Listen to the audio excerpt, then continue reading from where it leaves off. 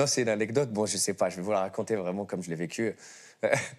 C'est un peu malaisant. Je vais tousser, laissez-moi tousser et je vous raconte ça. C'est Allez-y. l'histoire malaisante. Je vais vous raconter un des moments les plus malaisants de mon existence. Mais On je pense que ça adore. peut faire rigoler des gens. On adore. Tousser, regardez, je meuble. Ouais. Alors, cette histoire, en fait, j'étais dans un café où j'allais tout le temps dans ce café. Et j'y allais notamment parce qu'il y avait une fille, j'avais craqué sur elle. Elle était absolument magnifique. Voilà. Et je m'étais dit, à force de revenir dans ce café, à un moment donné, la discussion entre elle et moi va arriver naturellement. Tu vois, c'était ça ma stratégie. Je me suis pas dit, je vais aller la voir. Hey, salut, comment tu vas? Je voulais qu'un jour, naturellement, on se parle et qu'elle n'ait pas l'impression que, en fait, moi, dans ma tête, j'ai tout organisé depuis très longtemps. OK? Et un jour, cette discussion arrive. Donc moi, je suis comme un dingue. Elle arrive naturellement, hein, je te jure, elle est magnifique. On est tous les deux là, genre on est tous les deux à la file du café, naturellement, comme si j'avais jamais voulu lui parler de ma vie. Elle a l'impression que je suis tombé dans sa vie de nulle part. Là, on se retrouve à s'asseoir à la même table et on discute, ok? Et il y avait un autre mec, ok, qui était toujours dans le café. Et je pense qu'il a vu mon jeu, lui. Il savait très bien à quoi je jouais.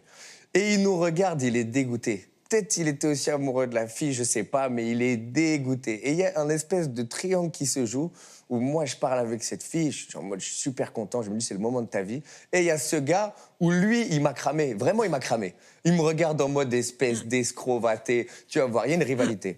Et là, je me retrouve dans cette situation extrêmement malaisante où j'ai extrêmement envie de chier. Les amis, je peux pas le dire autrement. non. Je peux pas vous le dire autrement. J'ai une envie, j'ai mal au ventre. Et j'ai pas le choix. Et je me dis, c'est mon opportunité là, et je peux pas, j'ai pas le choix. Il faut que je gère cette situation.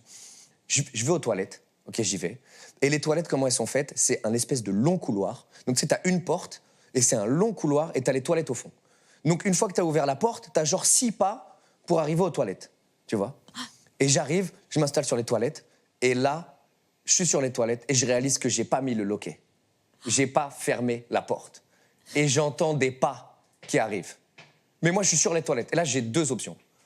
Je me dis, soit je me lève, je cours, et je peux risquer de pas arriver à temps et qu'il ouvre la porte et que je suis comme ça devant tout le café, parce qu'il faut dire aussi que la portée donne sur tout le café, hein. Soit j'assume et je me pose sur les toilettes et je l'attends en mode, oui, qu'est-ce qui se passe? Je suis bien, je suis là. Je choisis la très mauvaise option de me lever. J'ai le pantalon aux chevilles. Donc, en fait, on passe pas de 6 pas, on est à 12 pas. Et j'avance comme ça, et là, la porte s'ouvre, et j'arrive à rattraper la poignée comme ça, tac. Et donc, je suis là, teub à l'air, en tenir la porte avec un eye contact de la personne. Et c'est le mec, c'est l'autre mec. Et il me regarde, et on est comme ça. Et on a un eye contact de fou, comme ça. Et là... Et ce moment-là, voilà, c'est un des moments les plus intenses de ma vie. Parce que lui, il est en train d'essayer d'ouvrir la porte, et moi, je suis en train de la retenir. Et là, donc après, je m'en vais, je finis, et je me dis, mais comment je vais ressortir de ça, tu vois? Et j'avais cette opportunité du café avec cette fille là-bas. Et finalement, j'ai fait l'air de rien, comme si tout était sympa. Mais quel moment extraordinaire. De solitude. Oh, quel moment de solitude. Ce moment où je tiens la porte comme ça, là, et que lui, il tire la porte, et je suis à poil devant tout le café. Quel moment extraordinaire. Ça, c'est comme dans les films, effectivement. Et c'est votre authenticité aussi. C'est bien là qu'on la voit, votre vulnérabilité.